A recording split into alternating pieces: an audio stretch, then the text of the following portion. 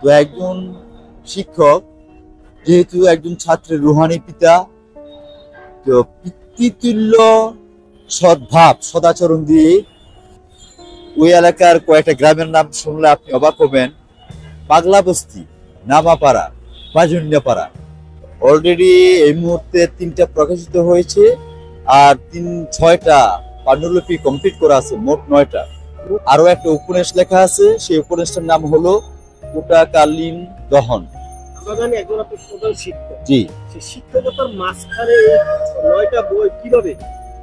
আমি রাতে প্রায় প্রতিদিন রাত ছাড়াই 12টা 1টা পর্যন্ত লেখালেখির পিছনে সময় দিই। ক্লাস শেষ করে বাসায় ফিরে যাই। বাসায় ফিরে গিয়ে আমি সাহিত্য সাধনায় মগ্ন থাকি। গ্রহ এবং বিপ্লবের গোলাপ, গ্রহ এবং বিপ্লবের গোলাপ, এই নামটা 5ই আগস্টের উপর ভিত্তি করে এই কবিতাগুলো, সবগুলো কবিতা লেখা হয়েছে আমার এই বইয়ের, এই কাব্যগ্রন্থের। 5 আগস্ট থেকে কাণ্ড করে যে বইটা লিখলেন সেটা কি কোনো কবিতাতে বলতে পারবেন? জি জি, একটা প্রেমের কবিতা এখন আছে, যেটা আপনি বললেন, আমি আপনাকে শোনাতে পারি। আমি তো নিলাম অভিশাপ এই এক জীবনে, সুখ আমার নাম মঞ্জুর, আকাঙ্ক্ষারা ডান বা মলিনদের হাজত বা সেরে বেরি। হে আমার বহিমিয়ান নারী, তোমার জীবন হোক ফুলসজ্জার রাত, জান্নাত থেকে নেমে আসুক আঙুর দানার মতো সোহাগ। তুমি পান করো প্রতিদিন জমজম গলা জল, তুমি ইয়াকুতের নিম্বরে ঠেস দিয়ে পাঠ করো অনঙ্গের মদিরা গজল। আর এক পাক চড়ে এসো গ্রহণের ধবল রাতে, জলরঙা মোহন পুরর। আমি তো নিলাম অভিশাপ এই এক জীবনে, তোমার সাধের শরীর হোক গোলাপ জল চুয়ে পড়া, গোলাপি গোলাপ নারী। তুমি দুজক পিরান পরে নির্বিকার বেছে নেব জাহান্নামের বাড়ি। আমি তো নিলাম আমার পাপের দুজক এই ইহকাল আর ওই অন্তহীন অনন্ত জীবনে। সুখ আমার খানদানি ওয়ারিস সনদ, স্বপ্নের গেরস্তের পীড়নে দুঃস্বপ্নের বাড়াবাড়ি। হে আমার বহিমিয়ান নারী, তোমার জীবন হোক আশিকার মাসুকের মিলিত সিনা, তোমার জীবন হোক রাজকুলে ফেটে পড়া সুমিষ্ট আনারের দানা।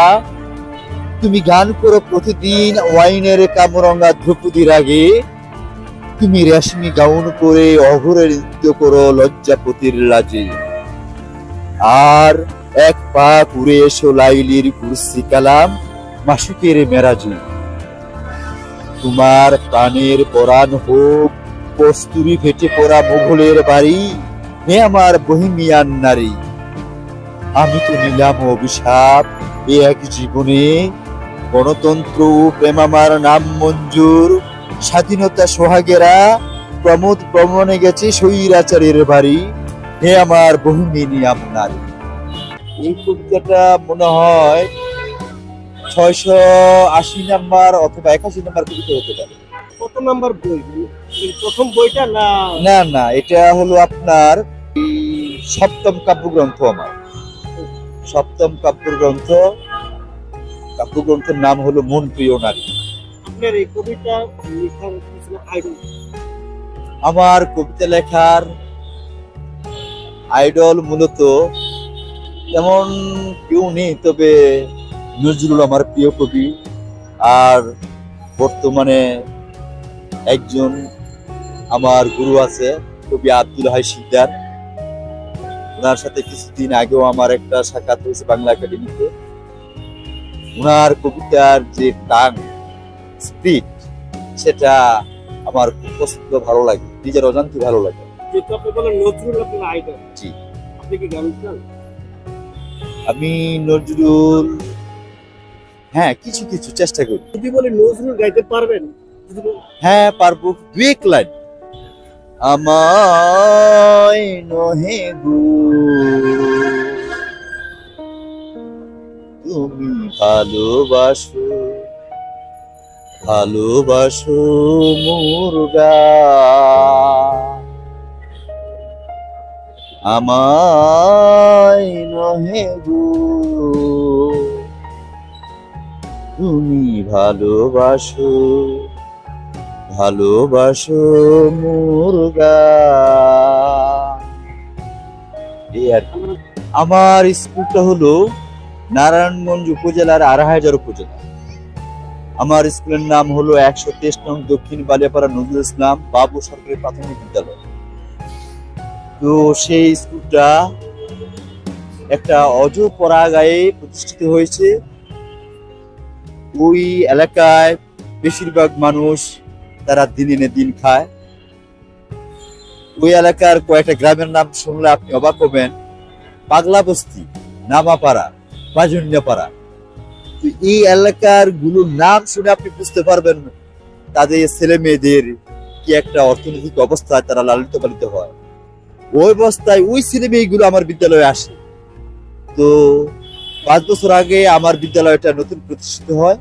সেই থেকে আজও আমার বিদ্যালয়টা প্রায় যুদ্ধ করে এ গ্রেডে পৌঁছেছে।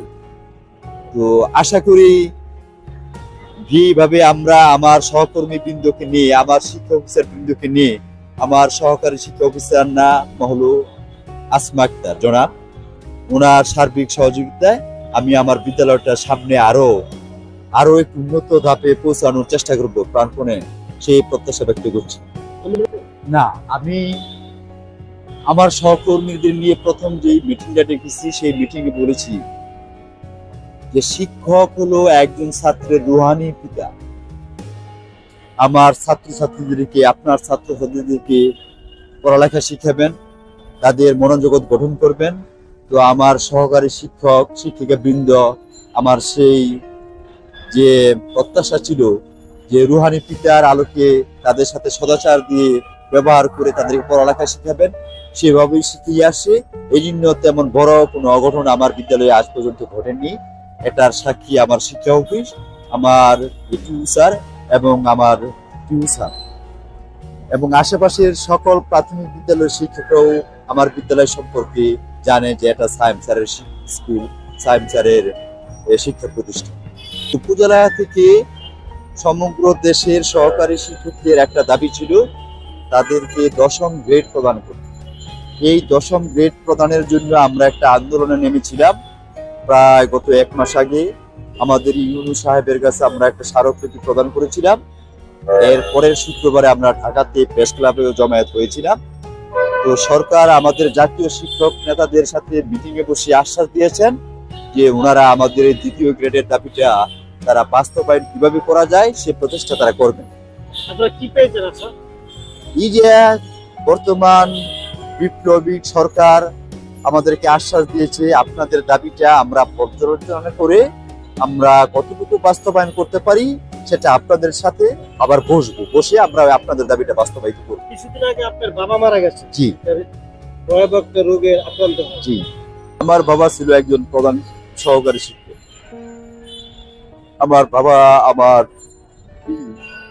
আমার বাবাকে আমি কি ভাবতাম।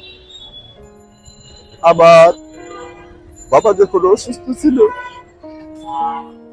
তখন আমি তাকে বুকে জড়ায় ধরতাম। বুকে জড়ায় ধরে বাবার নিঃশ্বাসটা কান পেতে শুনতাম। আমার বাবার নিঃশ্বাসে আল্লাহ আল্লাহ করে শব্দ আসতো। উনি বড় বিনয়ী লোক ছিলেন। আমার উপজেলার সব শিক্ষকরা শুনে আমার বাবার জন্য দোয়া করেছেন। আমার বাবা একজন সৎ লোক ছিল। আমি ওনার আদর্শে যাতে পরিচালিত হতে পারি সেই প্রত্যাশা আল্লাহর কাছে আমি চাই, আল্লাহর কাছে শক্তি চাই। আর আল্লাহ পাক যেন আমার বাবাকে ক্ষমা করে দেয়, আল্লাহ পাকের কাছে আমি সেই প্রার্থনা করি আল্লাহ যেন আমার বাবাকে ক্ষমা করে দেয়। দর্শক, আমার বাবার জন্য আপনারা একটু দোয়া করবেন।